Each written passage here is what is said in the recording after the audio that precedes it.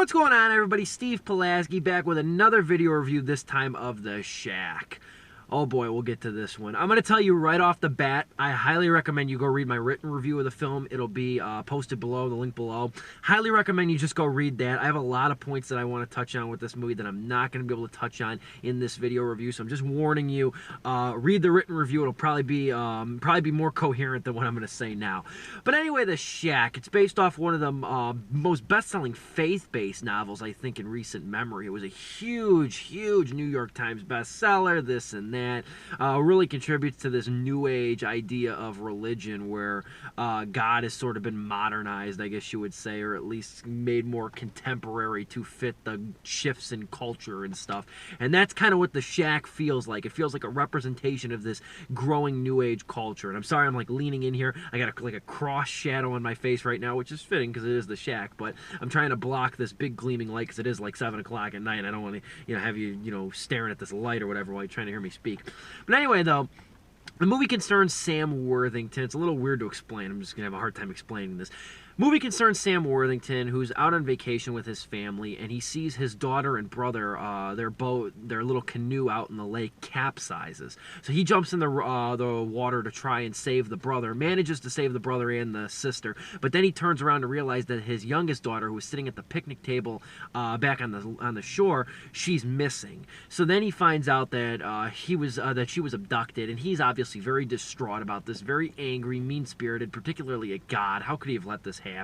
So he winds up going to this place known as The Shack after he gets a letter in his mailbox signed by Papa. Now, Papa was the nickname that him and his family gave to God, okay? So he winds up going to vacation to this remote shack or whatever to have this big spiritual journey. Comes in contact with Papa, who's played by Octavia Spencer. The Shack's unique for one thing. It's an interesting female representation of God. I will say that, or personifying God as a African-American woman. I think that's pretty subversive, but if that's the only thing that The Shack is memorable for, then so be it. This is a terrible movie. This is an overwrought, melodramatic movie, completely heavy-handed, condescending too. That's the thing that bothered me so much about this movie, was that it's condescending, is that it positions Sam Worthington in a position where he has to try to forgive the person that kidnapped his daughter, and then they're always telling him, and it's like they're telling you, the audience too, those who agree that Sam Worthington should harbor some anger for the man that kidnapped his daughter. Oh, well, you're not in charge. Is that how you would be God? Is that really how you would run the world? I mean, it's such a condescending, manipulative tone this movie has. This, no pun intended, holier-than-thou level that this movie is on. I really hate to use this word. I rarely use it in my reviews. I think it's really overused. It's one of the few words I hate using. This is propaganda. This is Christian propaganda to a T.